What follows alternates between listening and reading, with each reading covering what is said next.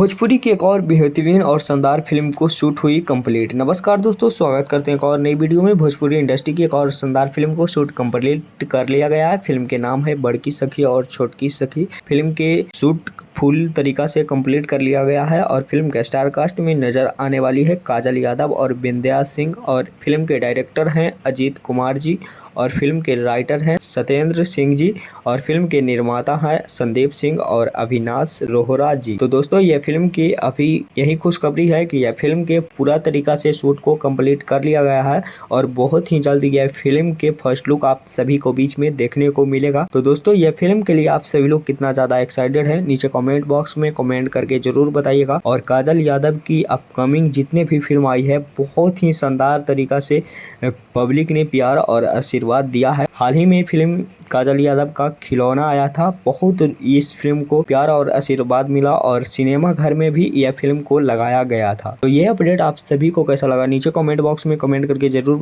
बताइएगा। और चैनल पे नए हुए तो चैनल को सब्सक्राइब करिएगा, ताकि भोजपुरी के हर फिल्म का अपडेट हमारे चैनल पे सबसे पहले मिलता है। तो मिलता है किसी नेक्स्ट वीडियो में किसी नेक्स्ट खबर के साथ। बने रहिएगा हमारे चैनल पे। धन्यवाद।